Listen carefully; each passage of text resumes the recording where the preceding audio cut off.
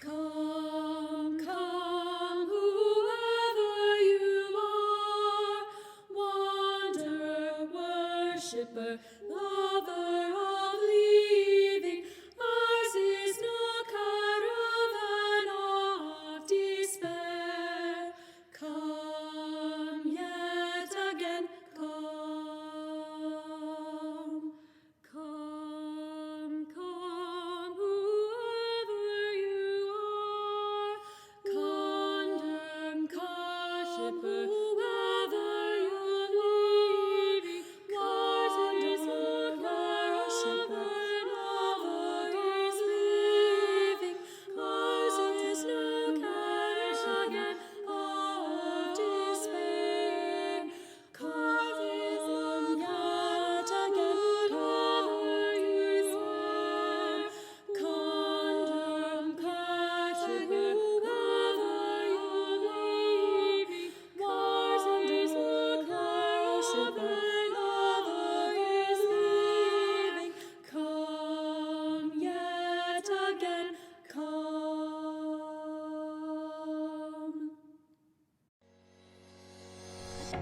You are welcome here.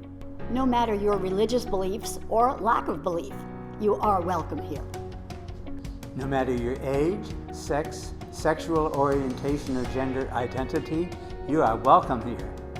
No importa tu ciudadanía, tú estás bienvenido aquí. No matter your citizenship, politics, or relationship status. No matter your physical characteristics or health, you are welcome here. Whoever you are, wherever you are from, you are welcome in this place.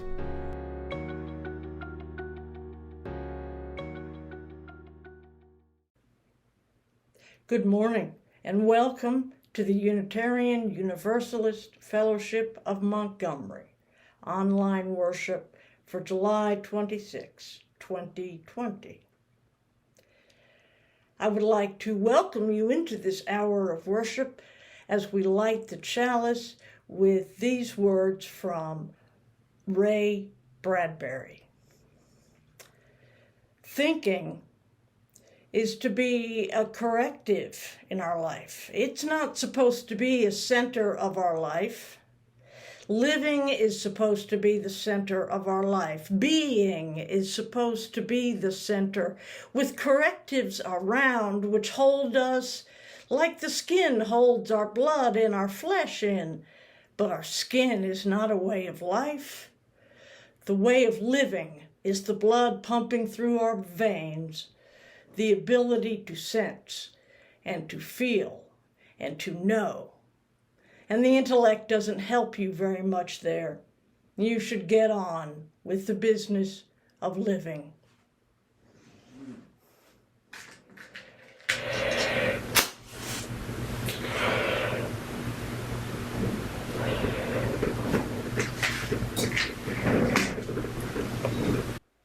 I invite those who choose to join with me in speaking our congregational covenant. We, the members and friends of the Unitarian Universalist Fellowship of Montgomery, promise to serve our community with open minds, willing hearts, and helping hands, as we respect one another, honoring that our perceptions may differ, value our differences, working to better understand them in conflict, give joyfully of ourselves, being in harmony with our capabilities, and embrace our connections with each other, nature, the global community, and the great mystery of life. Let us hear now from our coordinator of religious education, Roger Burdett, with A Time for All Ages. Hello, and welcome to Time for All Ages.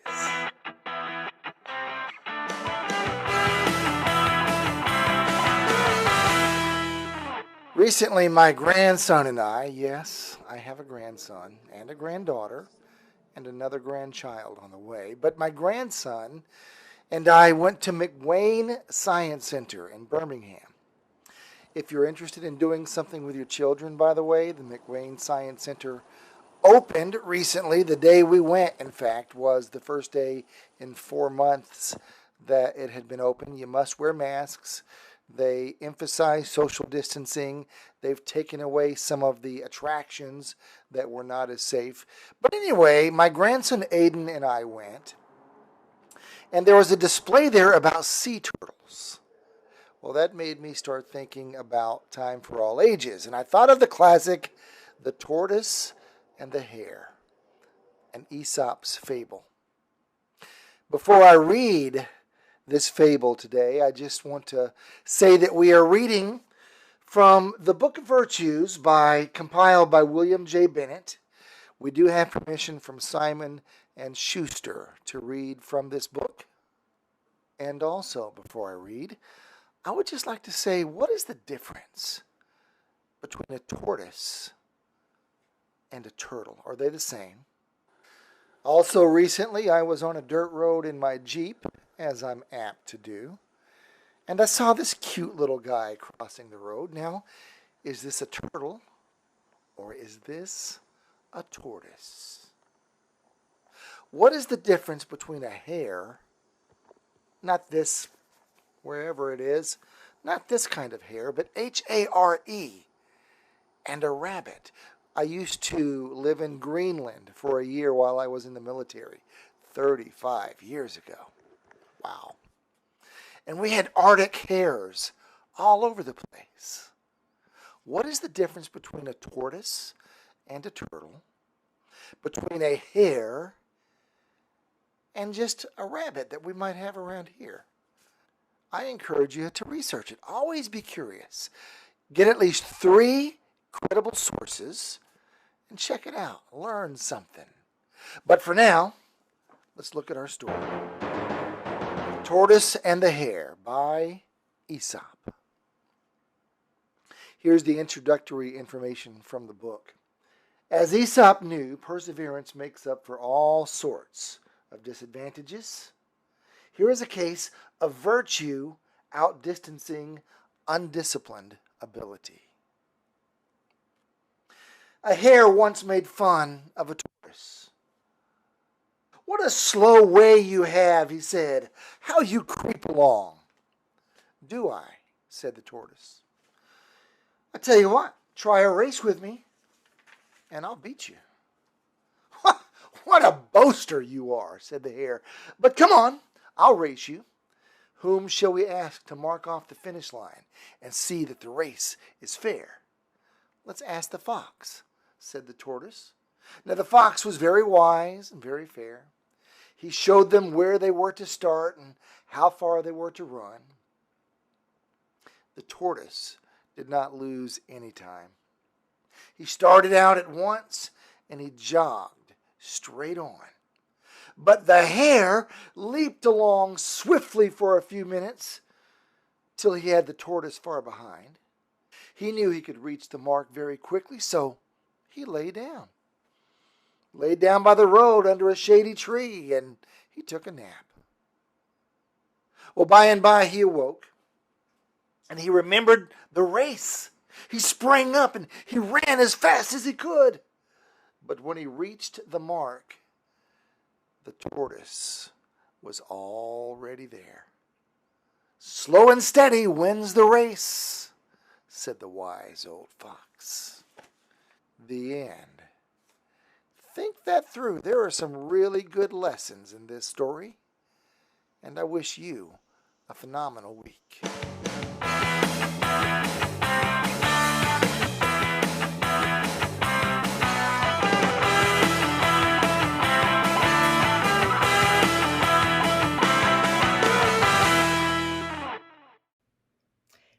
It is the practice in our congregation to bring and lift up and let go those things that we carry with us during the week. It is a sort of communal prayer.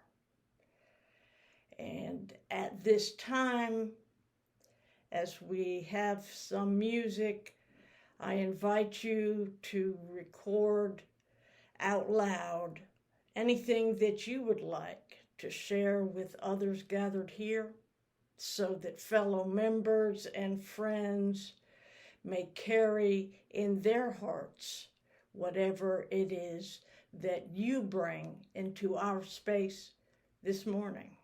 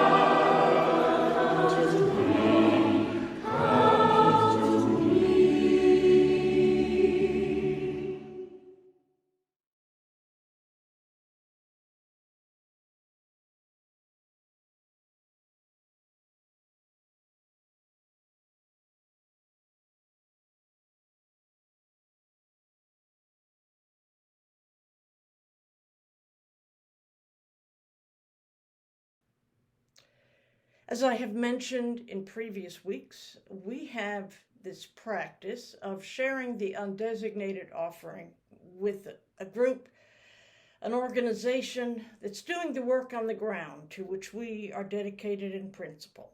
And for this quarter, we have selected the Emergency Resource Program of Montgomery Pride United. And here now to tell us a little more about this program for which he is in the leadership is our own Thane Miles. Good morning, everyone. On behalf of Montgomery Pride United, I'd like to say thank you for your continued support. Shortly after arriving in Montgomery, I was introduced to Montgomery Pride United, where I met the founders, Meta Ellis and Emma McDaniel, who were both so friendly, caring, loving, genuine, and warm. I knew from the start that we were kindred spirits and would get along just fine.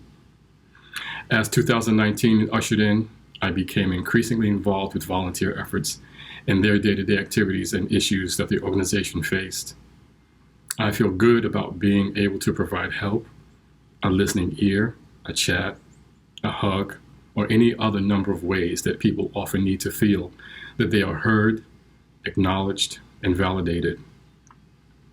I help with taking in the many donations by receiving items such as clothes, appliances, home decor, jewelry, toiletries, art, etc., all to be cleaned, repurposed, and priced for resale. We strive so hard to become ambassadors of our LGBTQ community by being present and active with understanding the concerns and needs that many are faced with from being rejected by family, friends, and displaced from their homes, losing their jobs, struggling with their identity, and in many cases, the inability to keep up with the day-to-day rising costs of healthcare and food. We at Montgomery Pride United are here to serve our local LGBTQ community, and in doing so, we have created a new program called the Emergency Resource Program, of which I'm a founding member of and its newly appointed program director. The Emergency Resource Program is designed to help those in the most need. We offer an array of services such as a food pantry, clothing, personal items, utilities when they are shut off, transportation to doctor's appointments, and assistance with paying medical and dental bills. We also partner with the Family Sunshine Center to help the LGBTQ members who disproportionately suffer from domestic violence and are frequently disowned by their families. Every donation can help expand our goals to service others. During COVID-19, if you would like to visit or drop off items, our hours of operation are Tuesdays and Fridays only, from 10 a.m. to 5 p.m. Central Time. We can be found on Facebook, and our address is 635 Madison Avenue, Montgomery, Alabama. Thank you. I see you, I hear you, I feel you. And though I can't claim to understand, I can stand still and reach out my hand and try to feel you. I feel you. I feel you. I see you. I feel the tears flow from the same source as my own. What a mystery. And though I can't claim to understand, I am listening. I can stand silent and reach out hard to the words of your sorrow. I see you, I see you, I hear you, I hear you, I feel you.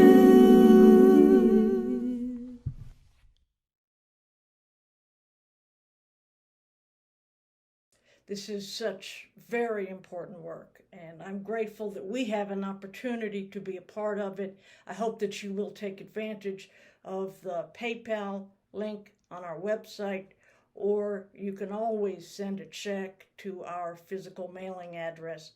Both of those you can reach on our website, uumontgomery.org. Now, if you read your email last night, I've been sending out occasional notes on what it is I want to talk about and why.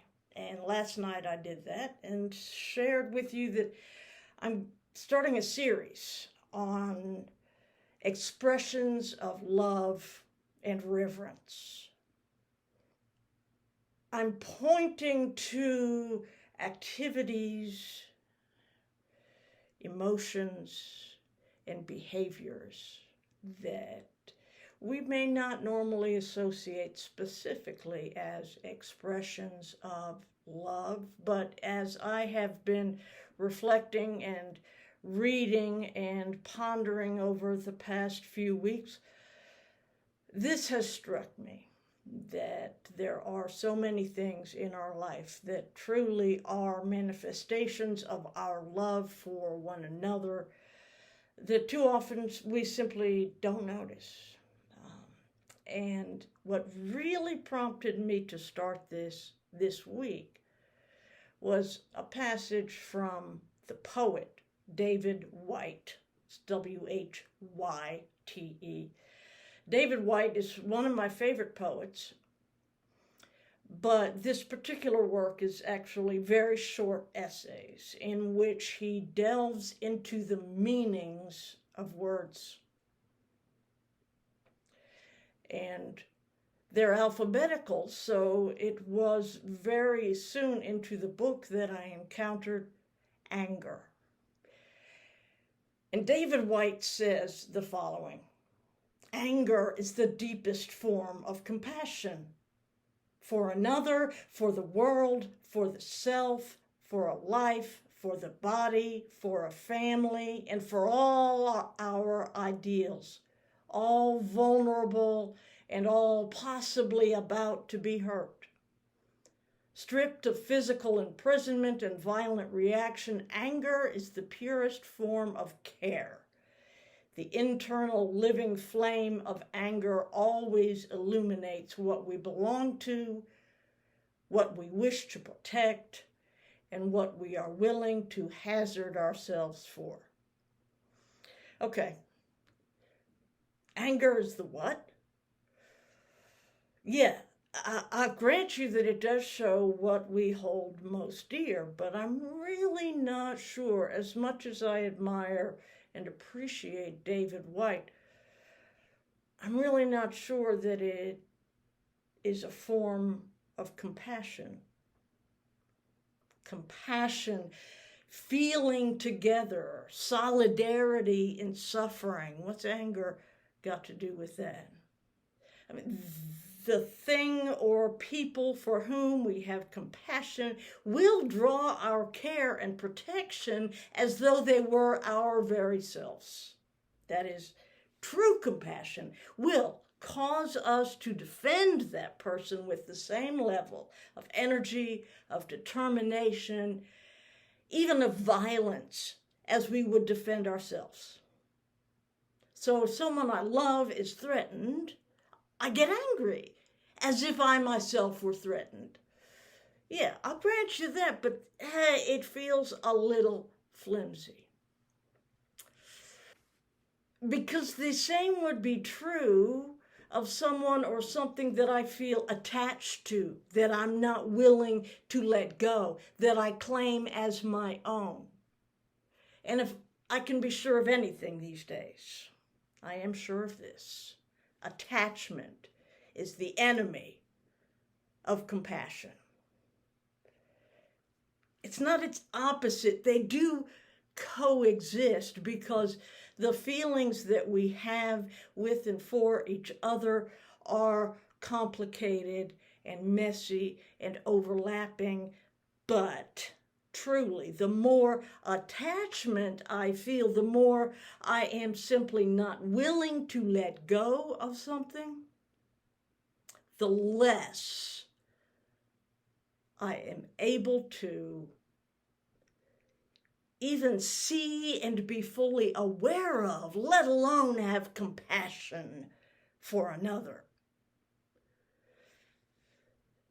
The greater the attachment, even if we think that it's love, the greater the attachment, the more egocentric, self-serving, and corrupt that connection becomes.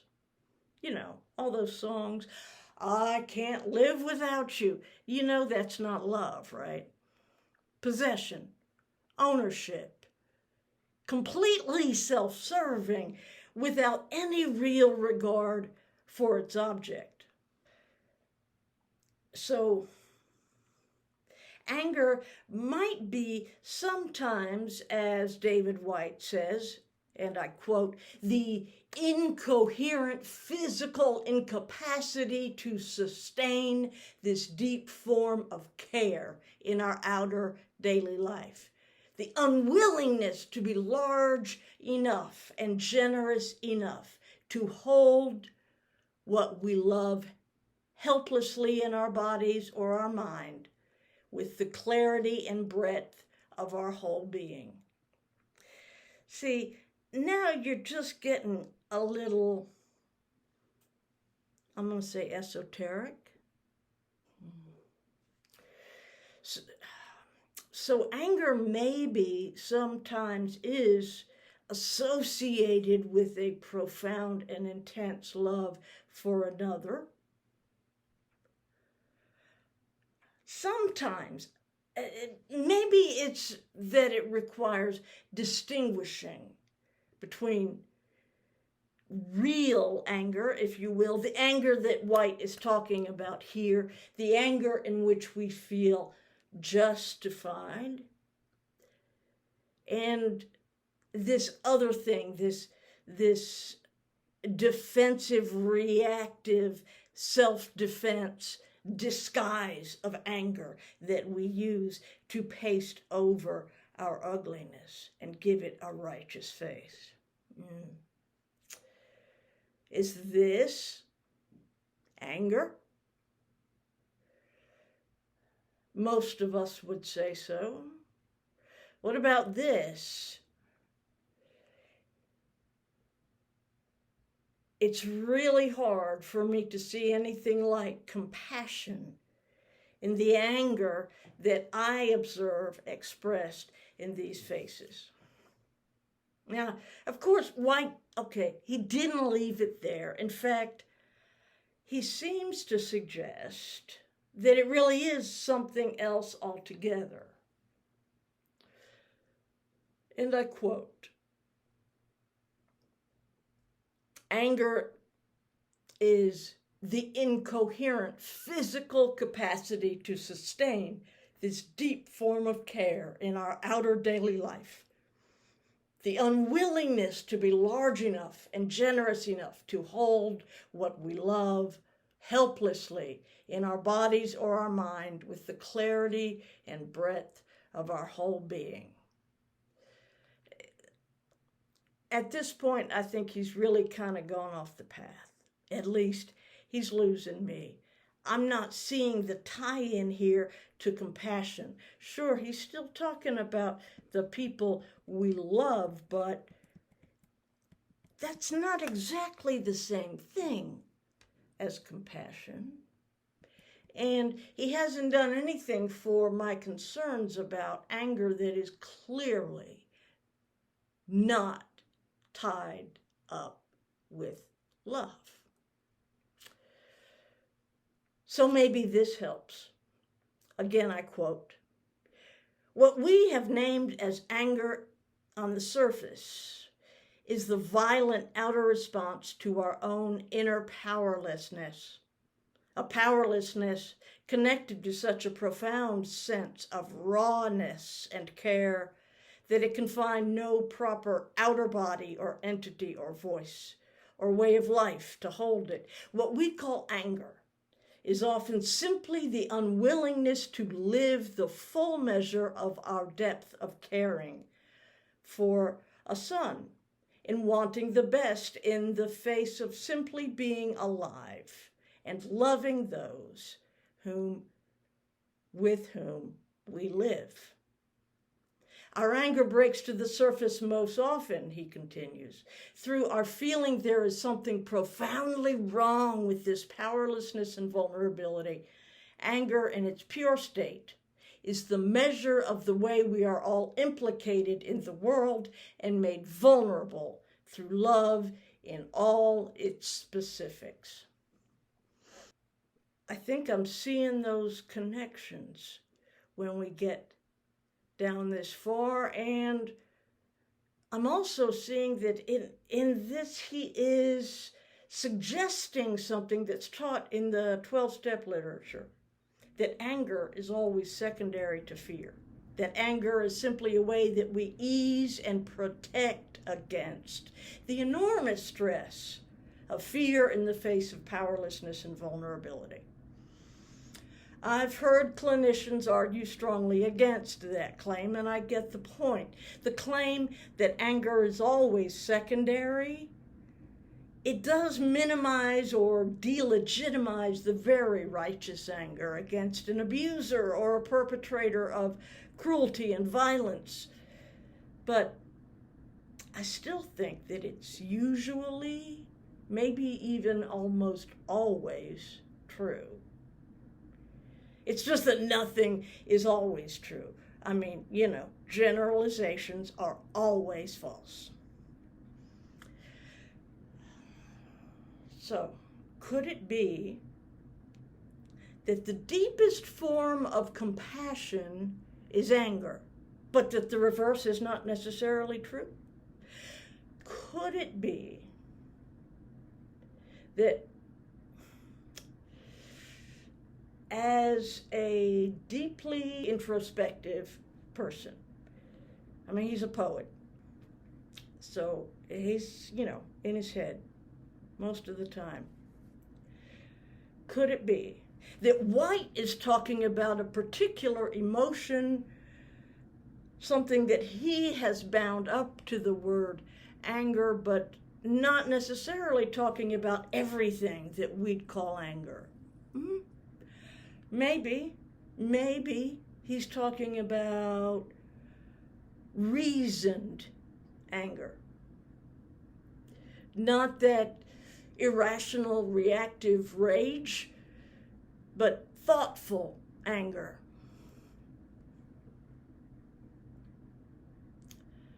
I'm thinking now about John Lewis,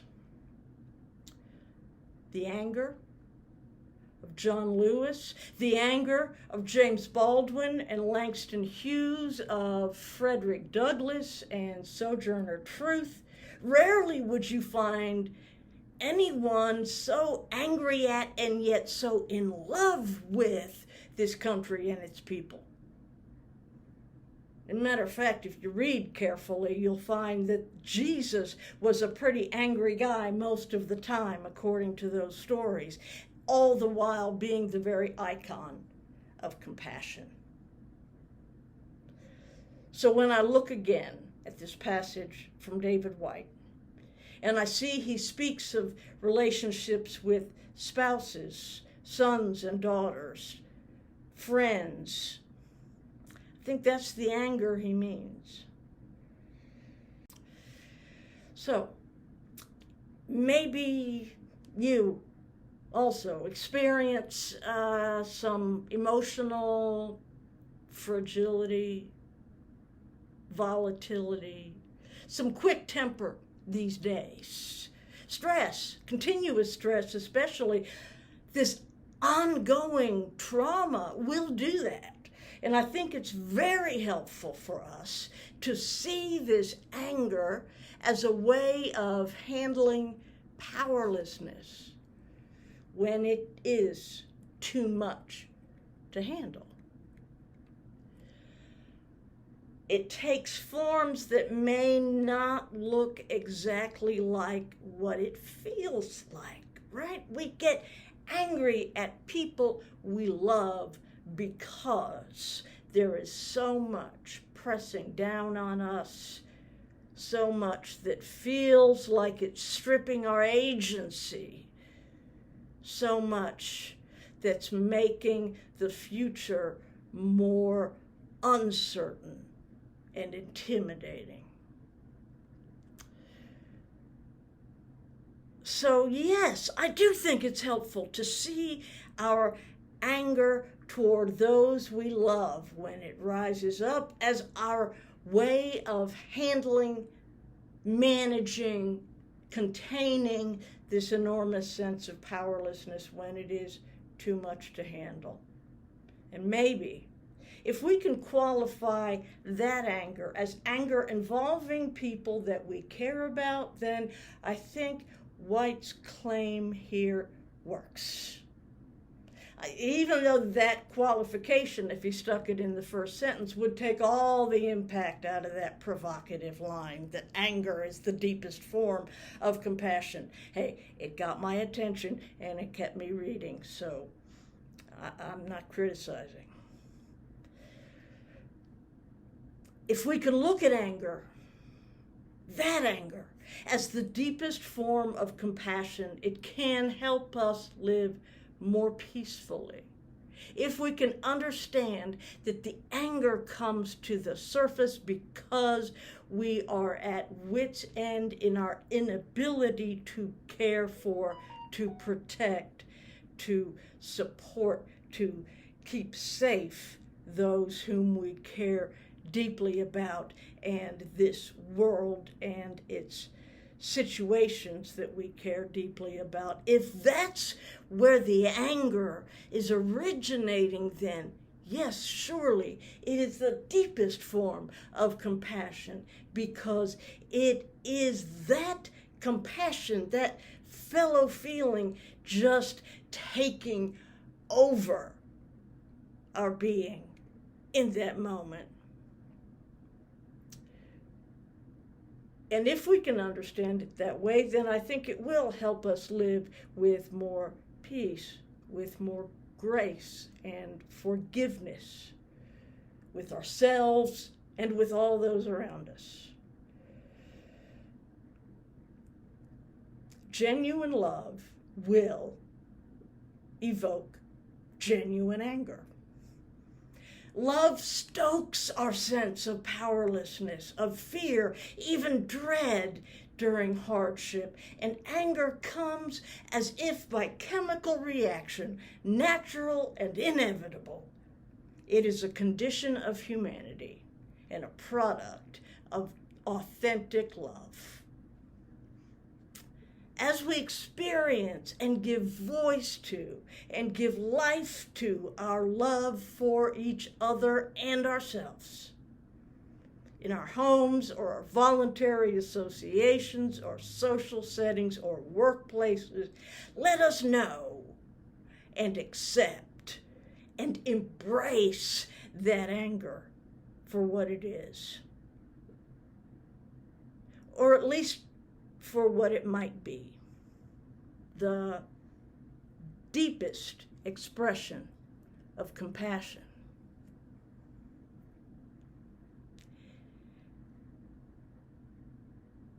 In this way, we may be more patient and compassionate with ourselves, to recognize the state of affairs that we find ourselves in, bring us to waves of emotion that sometimes feel inexplicable, unpredictable, and even unmanageable. It is a condition of our humanity and a product of a genuine, enthusiastic, all-in love for life and our fellow human beings on this journey together. May we always remember that. Next week, I'm going to pick up another segment of this series in unexpected expressions of love. I want to talk about guilt. So I hope you'll join us for second hour today after the service. It's at 11 o'clock. The link for the Zoom discussion is on our website.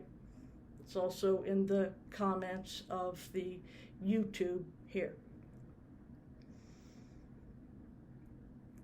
So for now, our service has ended. May our service begin.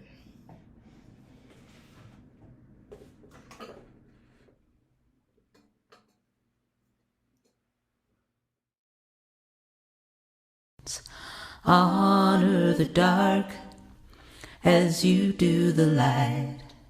Receive the gifts that come to us by day and by night. I choose to honor the dark, uncertainty and change. Deliver us from fear until only love remains. Honor the dark as you do the light. Receive the gifts that come to us by day and by night. I choose to honor the dark, uncertainty and change.